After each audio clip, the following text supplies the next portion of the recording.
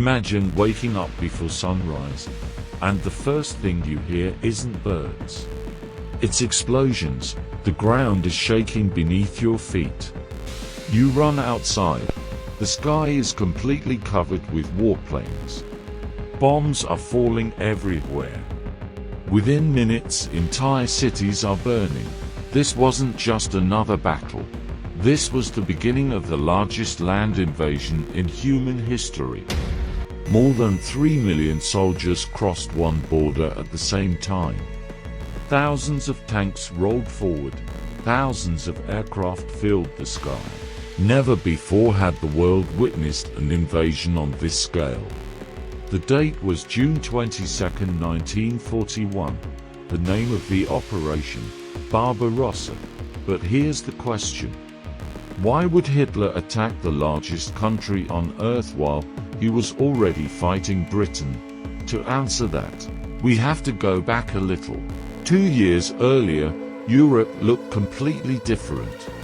Germany invaded Poland. Britain and France immediately declared war. World War II had officially begun. But something unexpected happened. Germany just kept winning. Poland fell. Denmark surrendered. Norway was occupied.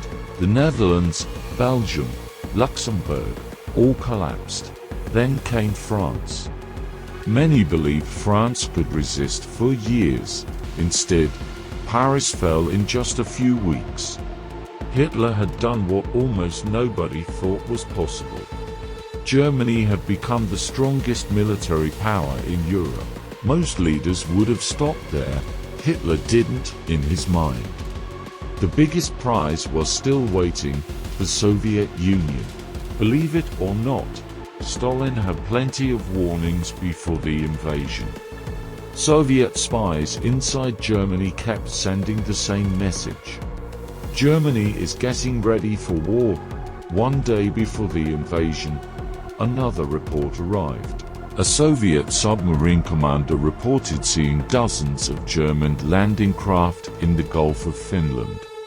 At that point, it wasn't just one report anymore. General Georgy Zhukov immediately understood how serious this was. He contacted Stalin without wasting a second. Soon, Zhukov and Defense Minister Semyon Timoshenko arrived at the Kremlin. They expected one simple order, a nationwide military alert. But that's not what happened. Stalin looked at the reports and shook his head. He even thought Britain might be spreading fake information to drag the Soviet Union into the war. Zhukov insisted one last time, we have to prepare, right now. Stalin's answer was short, no. While Stalin was rejecting every warning, something very different was happening in Berlin. It was the night of June 21, 1941. Hitler gathered many of his top officers for one final meeting. He started talking about his dreams for Germany. He imagined giant cities, massive buildings, and an empire unlike anything the world had ever seen. Then he asked a strange question. Where do you think we'll get all the stone to build them? Nobody answered. Hitler smiled and answered his own question. From Russia, in his mind. Victory wasn't just possible, it was guaranteed. By the time that meeting ended, millions of soldiers were already waiting along the border. They had no idea they were about to enter one of the bloodiest campaigns in human history.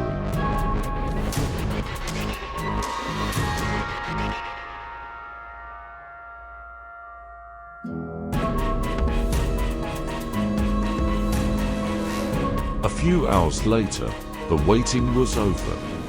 Before the sun even rose, German bombers crossed the Soviet border.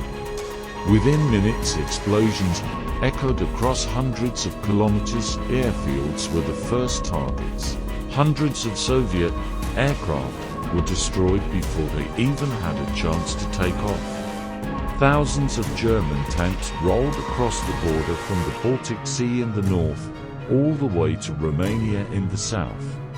The front line stretched for nearly 3,000 kilometers. No army had ever attacked on such a massive front before.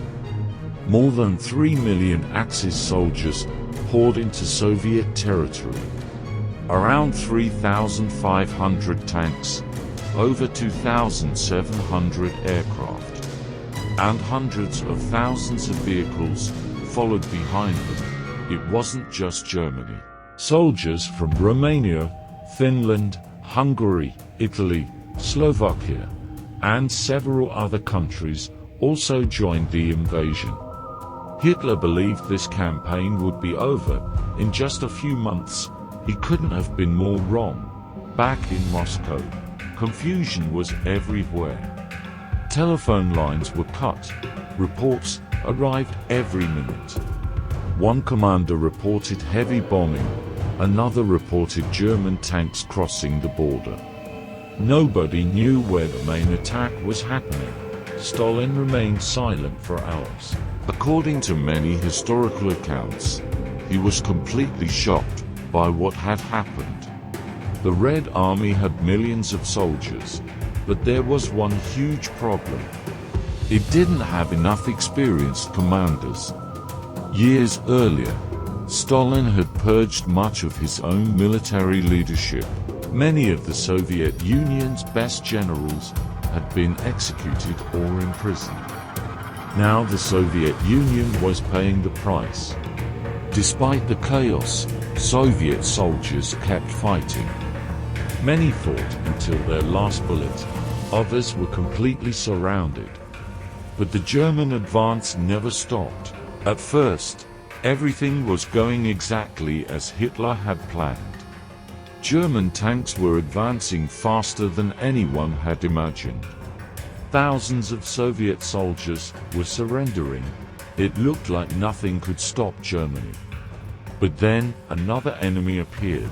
It wasn't the Red Army. It wasn't Soviet tanks. It was distance. Every kilometer the Germans advanced made supplying the front more difficult. Fuel, food, ammunition, everything had to travel hundreds of kilometers. Germany depended on railroads, but there was one unexpected problem. Soviet railways were wider than German railways. German trains simply couldn't use them. Engineers had to rebuild the tracks while the war was still going on. And that slowed everything down. The roads weren't much better either. After every rainfall, they turned into endless fields of mud. Trucks got stuck. Tanks slowed down. Supplies arrived late. Even the strongest army in the world couldn't outrun logistics. Even with all those problems, Germany was still winning. By late summer, the road to Moscow was almost open. German generals had one clear plan. Drive straight to Moscow. They believed that if Moscow fell, the Soviet Union would collapse. But Hitler had a different idea. He divided his army into three major groups. One would move toward Leningrad, another toward Ukraine and Kiev, the third continued toward Moscow. On paper, it looked like a smart move. In reality, it cost Germany its most valuable resource, time. Every extra week gave the Soviet Union another chance to recover. New soldiers arrived from across the country. New tanks rolled out of factories. Defensive lines around Moscow became stronger every day. German generals knew exactly what was coming. Winter and Russian winters had already defeated one great conqueror before, Napoleon. Now, it was Hitler's turn. Then, everything changed. Winter finally arrived. At first, German soldiers weren't worried. They thought the war would be over long before the cold became a problem. But every single day, the temperature kept dropping. -10, -20, then even colder. German engines refused to start, machine guns froze. Fuel became too thick to flow properly. Thousands of soldiers suffered from frostbite. Some lost their fingers, others lost their feet. For many soldiers, the cold was deadlier than Soviet bullets. German uniforms weren't designed for a Russian winter. And every hour that passed, Germany grew weaker. While Germany was struggling with the cold, Stalin was preparing something huge. Fresh divisions arrived from Siberia. These soldiers were different. They had trained in extreme cold for years. Their equipment was built for winter, their tanks could still move, their weapons still worked. Then came December 5, 1941.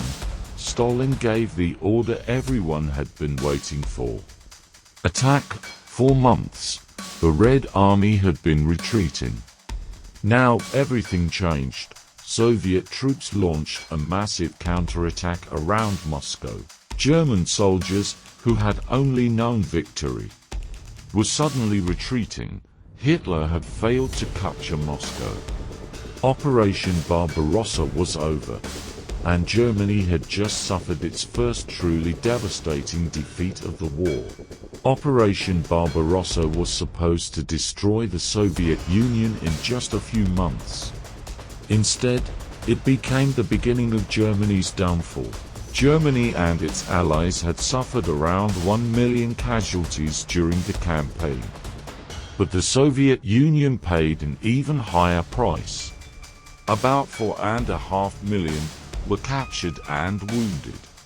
Entire cities were reduced to ruins, millions of civilians lost their homes, and the fighting had only just begun. Looking back today, it's incredible how one decision changed the course of history. Hitler believed the Soviet Union would collapse in a matter of weeks. Instead, he dragged Germany into a war it could never truly win. After Barbarossa came Stalingrad, then Kursk, and finally Berlin itself. Many historians believe the road to Hitler's defeat began on June 22, 1941. If you enjoyed this documentary, don't forget to subscribe to History Frontier. And tell me in the comments, what historical event should we cover next?